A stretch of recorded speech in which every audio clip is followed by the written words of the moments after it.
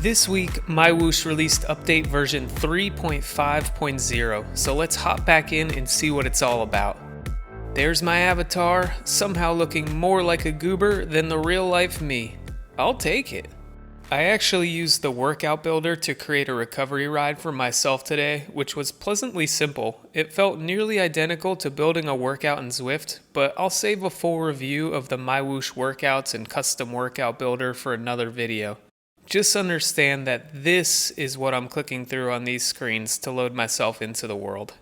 I hear you asking, but where in the world am I going to go? The all-new redesigned city of AlUla, of course.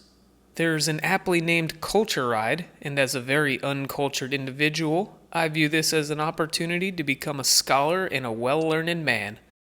Hopefully in 10.8 miles and 482.3 feet, I'll have become less of an ignoramus. But I doubt it. Anyway, I'm pretending I knew it was redesigned, but when I last used the MyWhoosh platform back in mid-September, I'm pretty sure I never actually chose this city for any ride, which means it would have been new to me either way. MyWhoosh, if you're listening to this, you could solve this by implementing a simple way of keeping track of which routes you have and haven't ridden already. Kind of like badges, and they could be worth experience points, or maybe that would be copyright infringement. But if I know one thing about MyWhoosh, and trust me, I don't, it would be that you would never copy the work of another platform that already exists in the same space. Moving on though, before I get a knock on my door, the platform is still free to play, which is pretty awesome. I tried listing all the ways you could and couldn't play this game in my last video, and was promptly reminded just how wrong I was about everything in the comments section, so I'm just gonna save myself the virtual embarrassment and simply mention the only platform you really wanted to hear about. And the answer is no.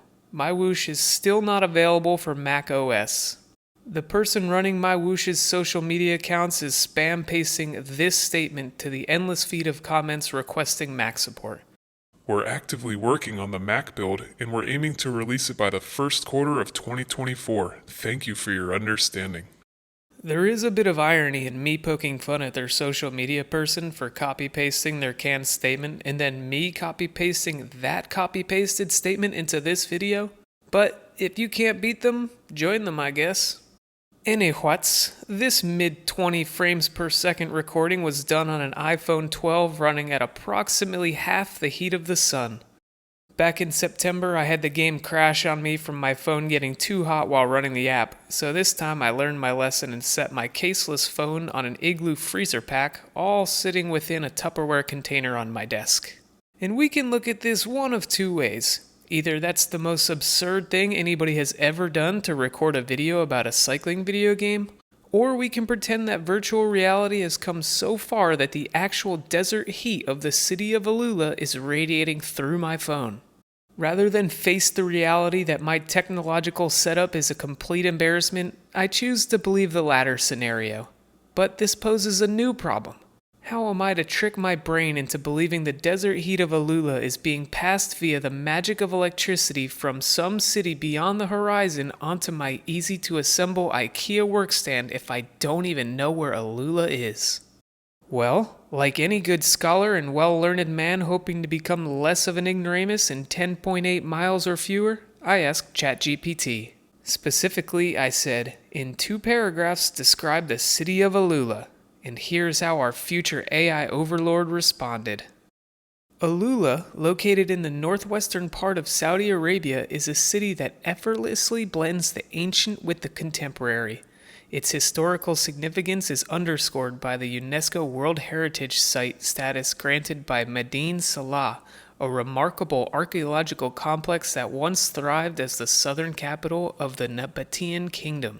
The city's skyline is dominated by sandstone cliffs adorned with intricately carved rock-cut tombs, providing a captivating glimpse into the architectural prowess of the Nabateans.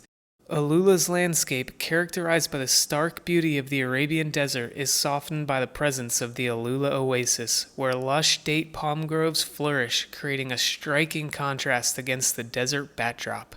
In recent years, AlUla has become a rising star in the realm of tourism, drawing visitors with its unique historical treasures and stunning natural landscapes. The Winter at Tantora Festival, held annually, has played a pivotal role in showcasing the city's cultural heritage through a series of events, ranging from musical performances to art installations. AlUla's commitment to sustainable tourism is evident in its efforts to strike a balance between development and preservation, ensuring that the city's timeless allure remains intact for future generations. With its rich historical tapestry and a forward-looking approach to tourism, AlUla stands as a city that invites exploration, promising a journey through the ages amid the splendor of the Arabian Peninsula. Okay, it's back to me, Brian, talking again now, and I must say, ChatGPT seems mighty smitten of the city of AlUla. Either it's a pretty great place, or the database from which ChatGPT is gathering its information about AlUla is skewed by an overabundance of government-funded positive reviews and a systematic repression of negative opinions of the Saudi state. Literally? I don't know. Keep in mind that less than a minute ago, I used artificial intelligence to tell me where this city was located. Let's bring our attention back to the game though, the real reason you're here. Now that update version 3.5.0 is released, it actually did feel a bit more stable. In the past, my game crashed if I so much as looked at it wrong, and this time it ran in the background even when I did something as dumb as lock my phone mid-ride in a failed fat-fingered attempt at screenshotting my avatar dabbing up a climb. I regret nothing. So, big plus for stability improvements though. Also, when I last played the game in September, there were 2 quirks while riding a workout, and both appeared to have been fixed. The first interval of any workout was always marked incomplete, which in turn resulted in every workout I did being marked just shy of 100% completed. Granted, the point of a workout is to get a workout, and I certainly achieved that goal, but it was slightly annoying to not get the virtual pat on the back gold star for completing the workout, so my ego is happy that got fixed. In previously, when a workout's time duration ended, your ride was automatically saved and uploaded. If you wanted to keep riding after the workout was done, too bad. You're done when MyWhoosh says you're done, soldier.